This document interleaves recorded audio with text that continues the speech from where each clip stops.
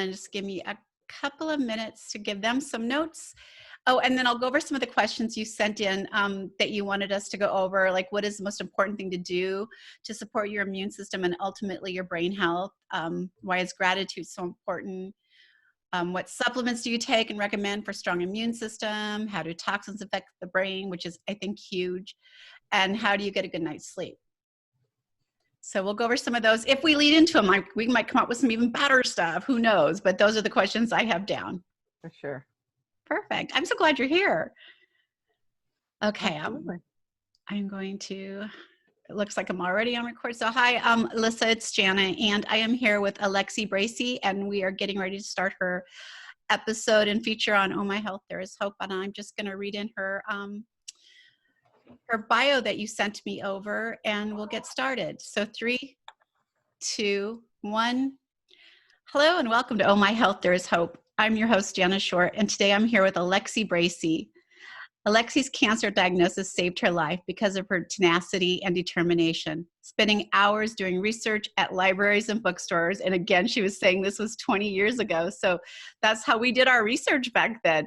She conquered cancer without drugs, surgery, or any medical intervention within a year. She has spent 20 years learning all she could about health and nutritionally, emotionally, and environmentally. I'm not even going to get to the second half of this bio because I think it's so important that she shares this story with you because it's so powerful. Alexi, thank you so much for being with us today. Oh, I'm so thrilled. Absolutely. Thank you. One of the things we do here, and I know we had just talked about this, but we share stories of hope because I'm hoping that we put this ripple effect out into the world that's going to create change. And your story is really powerful. And I would love it if you could share that with us today. My cancer story? Whatever story of hope you want to share with us, we'll take. Well, I sort of have two. You know, the cancer one was a real wake-up call. That's what it shifted my career direction. Otherwise, who knows 20 years hence where my health would be today. I don't know, you know. So, I mean, I certainly have inspired people. I've even saved lives. And who knows what I've done or accomplished or influenced that has not come back to me. So, you know, it's all about, you know, I was just determined. I knew I was going to do it. I didn't know how I was going to do it, but that's why I spent so much time at libraries and at bookstores. And so I've been focusing on the health journey, you know, whether it's cancer or other health challenges. And then I've been becoming more interested in brain health because we have a problem with dementia on this planet today. It's estimated that 50% of the world's population, 50%, will die of neurological disorders. And most people don't know that dementia can be, number one, prevented, stopped, and in some cases even reversed. So I was at a nursing home and I experienced firsthand the horrific effects of dementia. It was lunchtime. In the one dining room, the women had to be shown visually on 2 plates their entree.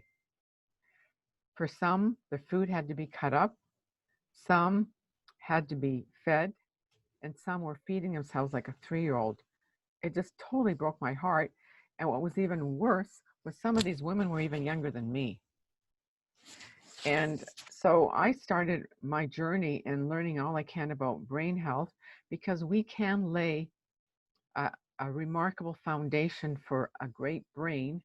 So you were corking the champagne, you were celebrating, blowing out candles in your 60s, 70s, 80s, and beyond, proving that you can live long and die young. I love that story. And that was a story I was hoping you would share because Yeah. I do think it's becoming an epidemic. And here's the thing, having cancer changed your life, right? You weren't aware of how important certain things were until that journey took you there. And unfortunately, when we're young and in our thriving phase, we don't think about that until it hits us or someone very dear to us, that we actually take action and start making changes. So what are some of the changes that you see that can be done easily, especially when you're still really healthy? Well, you know, getting a good night's sleep is like paramount. And a good night's sleep, your bedroom should be your sanctuary. No electronics in your bedroom ever. Your cell phone should be on sleep mode or airplane mode. and at the very least, as far away from you as possible, preferably in another room, you can always get an inexpensive wind-up clock at the dollar store. Make sure the room is absolutely dark, no electronic equipment like stereo sets, TV. You don't go to sleep watching a movie on Netflix on your computer. You need to get away from that screen time at least 1 hour before you go to bed. So an absolutely dark bedroom is paramount, absolutely paramount. And you need 7 to 8 hours sleep for sure. Accidents happen when people are sleep deprived. The sinking of the Valdez ship was because the first mate was only getting 5 hours sleep a night, and it's that they're saying that is why it's responsible. Monday mornings, because people are celebrating and having a good time on the weekend, is more responsible for accidents than any other day of the week. So sleep is really paramount. My oldest daughter is a doctor of natural medicine, and that's her field of expertise is sleep. And she'll tell you what your body's doing during your sleep process and how it's regenerating. And one of the things she always says, it's the one thing you can't save up. You can't put like a little section here. I'm going to stay awake for 3 days because I'm going to store up on the weekend. It just doesn't work that way. That's right, exactly. People think, oh, I'll catch up on weekend and I'll sleep longer. Like you said, it doesn't work that way at all. So I know we talked about sleep, and one of the other things that I wanted to talk about is what's an important thing to do to support your immune system. Immunity is super important, and it's very important for your brain health. And I don't know that people completely put that together, but there is a gut-mind connection that is real. That's right. Well, a healthy microbiome, because your microbiome and your brain are intricately connected, and they do communicate. So 80% of your immune system is in your gut. So, avoid processed foods, no GMO foods, no food sprayed with glyphosates, eat, as much organic as possible, and really focus on the G bombs, which is a word coined by Dr. Furman.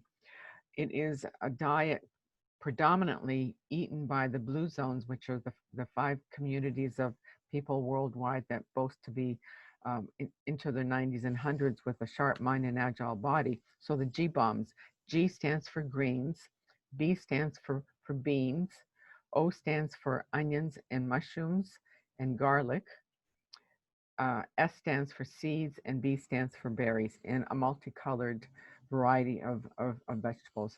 So we should really focus on micronutrients rather than macronutrients. And macronutrients are usually high in carbs. They'll fill you up, but it only lasts for a couple hours and then you're hungry again. Whereas micronutrients feed all cells of the body, and you're satiated for a longer period of time. Wow. You know what? I've never heard of that diet before, and I'm already so interested that I want to read about it, because I thought you were going to say Mediterranean diet because I heard that that's what makes you live long. But I think it's really similar to what. Well, it is similar. Like, these 5 pockets of people don't eat meat every day. Right. Sometimes once a week, sometimes once a month. They grow their own fruits and vegetables predominantly. I mean, given our world situation today, we can have our own gardens at home, and just like really focus on, having purpose in your life and community and support, which is also very paramount for longevity.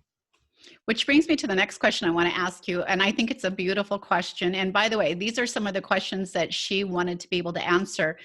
And I'm all about this next question. Why is gratitude so important? I'm a mindset coach, so I already know, but maybe other people really don't get that connection. There's always a silver line, or there's always a rainbow at the end of every cloud. Like, for example, I'm grateful to my cancer diagnosis because it has shifted my career in a different path. You may be upset because you broke up with your boyfriend, but you then decide to take a personal development course, and there you met Mr. Right. You didn't get that job. Well, another job came up that's even better. So there's always something to be grateful for in spite of it looking like it's negative. And gratitude raises your frequency, your vibration, and it is just so powerful. It strengthens your immune system, a better mindset. Your interaction with people is better because you speak with them with kindness and with love. rather than being irked about something. That's beautiful. I love it. What type of supplements do you think that could really help with strong immune system that'll also be healthy for the brain? Well, I really like to focus on plant-based supplements versus synthetic or chemical compounds. So, magnesium is really important.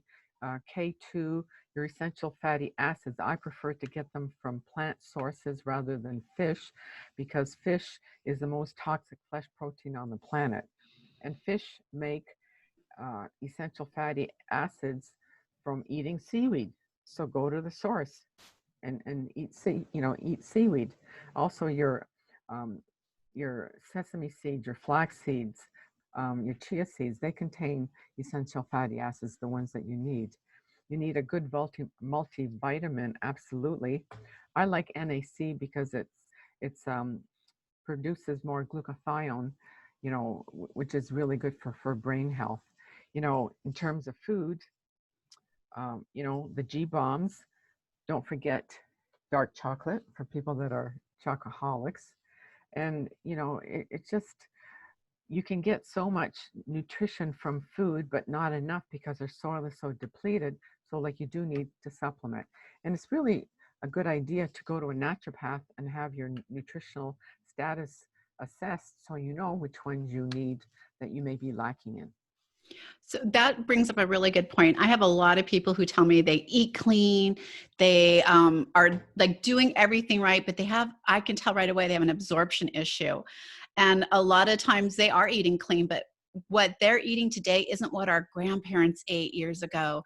Like, even if they're organic, there's still so much toxins in our environment that it's cutting down on your absorption rate. So I love that you're doing plant-based. It's very hard to find plant-based supplements. It is very true, very true. You sort of have to look around. I teach a program for people to identify the non-desirable ingredients in supplements because they're not all created equal. So you really have to learn to, if you don't understand what the word is or you can't pronounce it, look it up before you invest your money in it, because it may be a filler, it may be an additive. And there's a lot of greenwashing going on. Natural scents. What's a natural scent? If it's a natural scent, tell me what it is. You know, they can have up to 2% food coloring in a supplement and not let you know.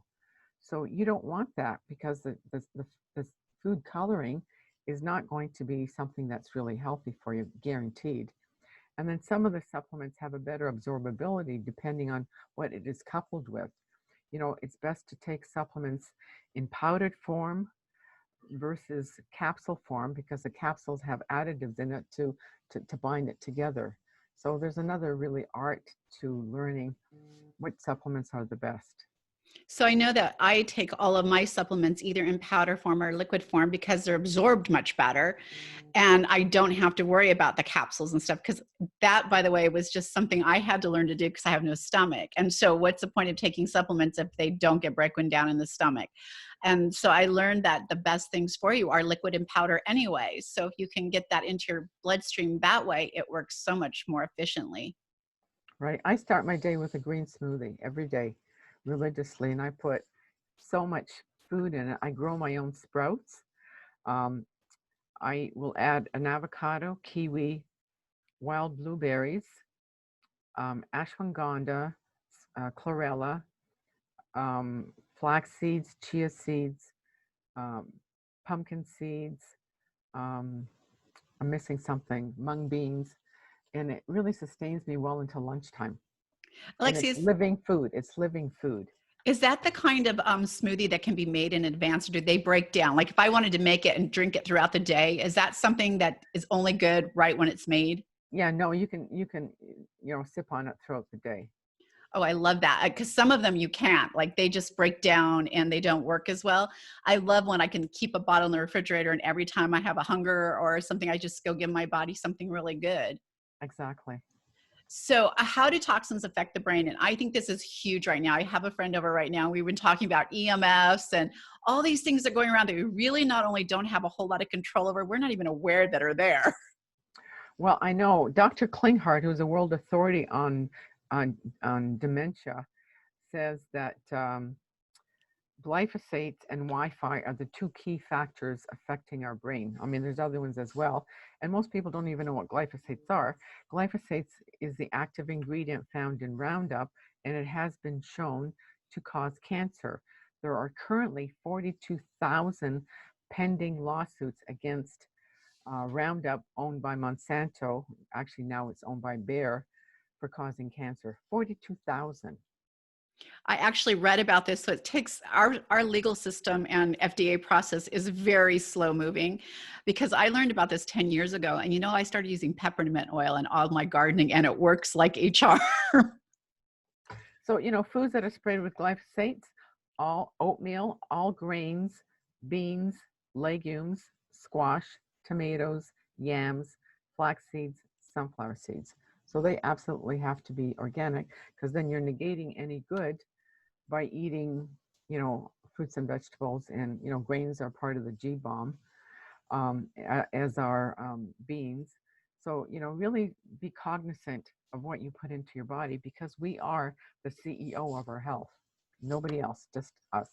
So I know a lot of my younger listeners are going to think that we're like just being overly cautious and we're just throwing out this fear factor in there. And at the end of the day, we're going to say air is bad for you to breathe. And by the way, it is, but we're going to do it, right? But what you can control are removing certain things. And it's not all overnight. I did not get to my state of removing toxins in my home and around me overnight. It was a slow process. And one of my tricks is, when you run out, swap out. When I run out of something like a cleaning product or, you know, a food that I know I can upgrade to something more healthy, I could definitely do that. What are some tips that you would have for people gradually moving into that space?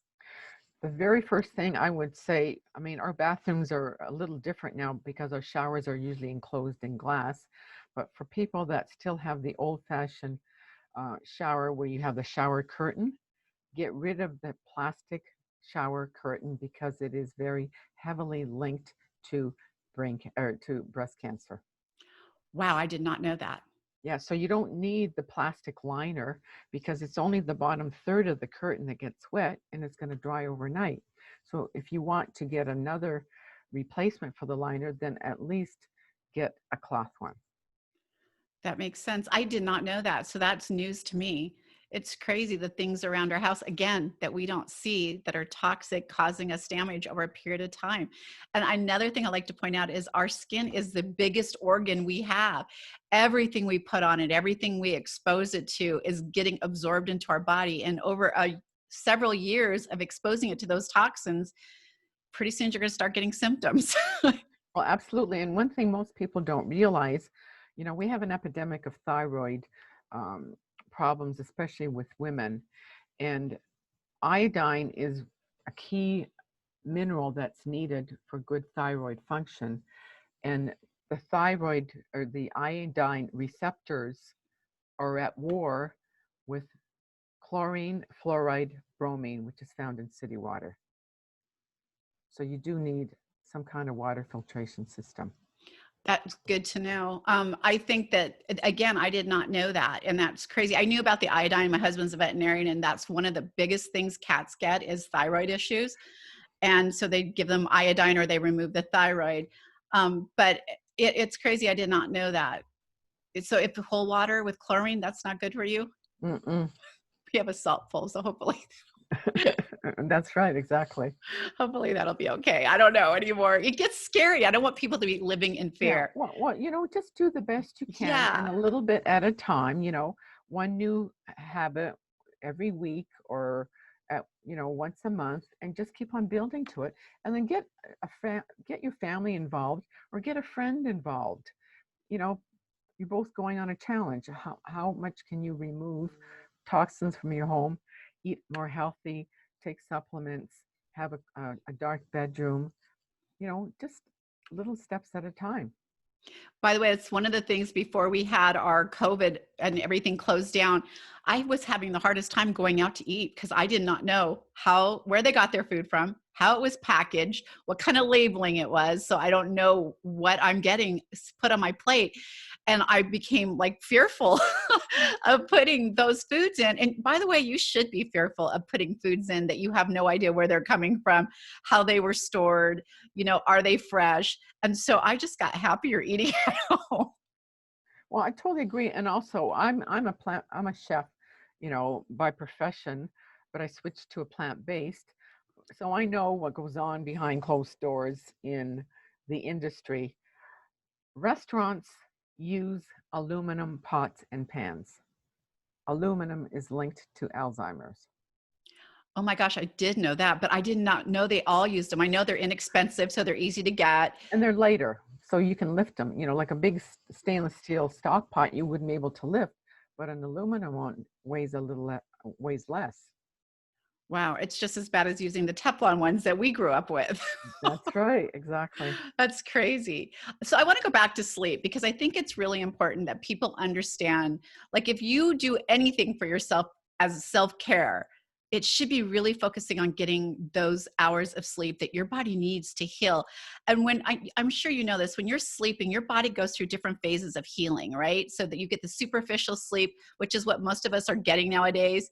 And it's not really doing the organs and like the mind. You're really not getting that repair. And the way I tell my kids this is when you're sick, what's the first thing you want to do? You want to It's sleep. sleep. It's your That's right. body's natural reaction to repairing itself. It's telling you, I got to stop. I need to just go to sleep and feel better. So our body naturally tells us that when we're in distress. But it should be telling us that every day, because with the sleep we're getting, we should always be walking around in distress because we're definitely not getting good sleep anymore. So let's touch a little bit on how that can really affect us. Well, I sort of combine the two together is to you need to achieve a blue mind. And a blue mind it was a word coined by Dr. Wallace Nichols, a marine biologist, and he says blue mind is achieved when you are in, on, or near water. So why do people go to the islands in the wintertime? It's near water. Why do people go up to the cottages in the summer? It's water. Then there's power boating, there's sailing, there's snorkeling, there's skiing, there's walking in the rain, swimming, fountains. People go into nature near waterfalls, take baths, not exclusive to women. Men can take baths too. So, if you're at all inclined in having a bath before you go to bed, will certainly help improve for you to get a good night's sleep. The opposite of blue mind is a red mind, which is a stressful mind. So you don't want to go to bed with a stressed mind because you're not going to get a good night's sleep. And you can play, have music in the background, raindrops or water or waves crashing against the shore. It's that water state that puts you very much at ease. And if you think of it, we spent the first 9 months in water in our mother's belly. Right. What do you think about the white noise that people go to sleep to? Well, I mean, it helps, but I think you can take steps to ensure that you're getting a better night's sleep besides the white noise. I mean, and bottom line is we are so stressed. You're on the computer, you watch the news, last things before you go to bed. That's the worst thing you can do. And you've probably been eating late or snacking. Your body needs that downtime to detoxify and to digest your food and expel the toxins. I've been one of those lucky people. I literally close my eyes and I'm asleep. It doesn't matter what time of day, where it's at. If I put myself in bed, and because that's my sleeping space, it knows automatically what to do there. And so I can go to bed, close my eyes, and I'm out. And I sleep really, really well. But I have people say, I lay in bed, I toss, I turn, I can't get to sleep. And then if I get to sleep, I wake up every hour and I look at my clock. And it's an hour later, and all I think is I can get 3 more hours. I can get 2 more hours. And it counts down in their heads. And it literally drives them insane. And I can see it in their personalities. I can see when they show up and they've had a really good night's sleep. And I can see it in them when they show up and I know that they were struggling because it comes out in their personality. So is there any tricks besides, I agree with you 100%, no electronics, keep it dark. It's supposed to be a very specific temperature in your room too. Cooler is better. Right. And so there is a space. And if you leave your bedroom as, like you said, that sanctuary, your body will just become triggered. You've made a blueprint for your brain. This is our sleeping space. This is my sleeping time. and this is what we're going to do. And I realize, as I know that you do, that doesn't always work out. No. Sometimes we've got to pivot. It doesn't always work out, especially if you're a young mom, you have sick kids or things going on, or you are staying up late because you're going out with friends. It's like, it's okay, right? It's okay. But as far as making a pattern for what you're supposed to do, that's, overall your days, I think that sleep can really cause major growth in you. I think it will add years to your life. Well, when you think of an infant or a baby, they sleep most of the time because their brain cells are growing. So, I mean, that doesn't stop when we're adults. Now, and I have 7 grandkids, and when I get them at summertime, I'll notice that they'll be sleeping a lot or very groggy. And here's a weird thing. They're warm when they're sleeping, and I know they're going through a growth spurt. Your body temperature goes up, and if you grow in spurts, it's not a little bit. You can grow an inch overnight. And I know when they're just going to bed, they're exhausted, and I can feel that warmth on them when I go in and check on them. I know they're going through a growth spurt. So it's amazing what your body is doing when you're sleeping. One other thing that people don't realize when they're having problems with sleep at night is parasites are very active during the nighttime. And we all have parasites, especially if you've been to the Southern Islands, if you use an ATM machine, if you use a shopping cart, if you have pets, if you have children, guaranteed you have parasites. Well, that's scary.